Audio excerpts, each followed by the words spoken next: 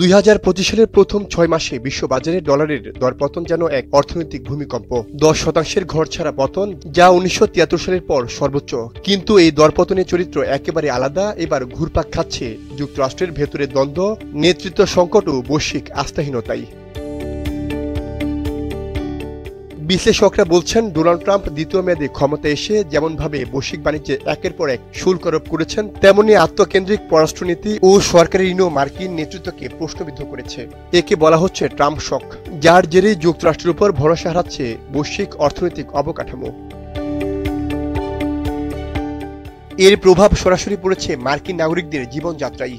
বিদেশ সফরে খরচ বেড়েছে, আমদানিকৃত পণ্যে শুল্কের কারণে জিনিসপত্রের দাম আকাশচুম্বী, ব্যবসায়িক পরিবেশেও অস্থিরতা। জানুয়ারিতে ডলার ছিল শক্তিশালী, ট্রাম্পের বিজনেস ফ্রেন্ডলি ভাবনায় অনেকেই বিনিয়োগে ঝাঁপিয়ে পড়েছিলেন। কিন্তু 2 এপ্রিল অপ্রত্যাশিত শুল্ক ঘোষণার মুহূর্তে সেই আস্থা ভেঙে পড়ে, বাজারে ছড়ায় আতঙ্ক।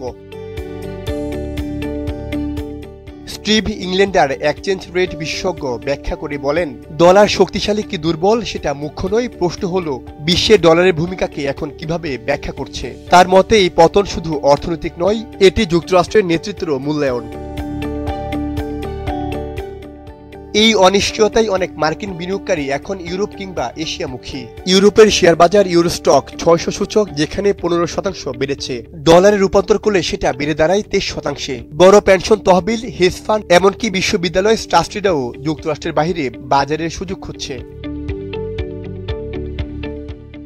বিশ্লেষকরা বলছেন, এটি নিছক একটি অর্থনৈতিক বক্ররেখা নয়, বরং হতে পারে দীর্ঘমেয়াদী একটি কাঠামোগত রূপান্তরের সূচনা, যেখানে যুক্তরাষ্ট্র আর অর্থনৈতিক অভিভাবক নয়, বরং বৈশ্বিক অনিশ্চয়তার উৎস হিসাবে দেখা হতে পারে। সাইমুল হক খান, সময়ের আলো।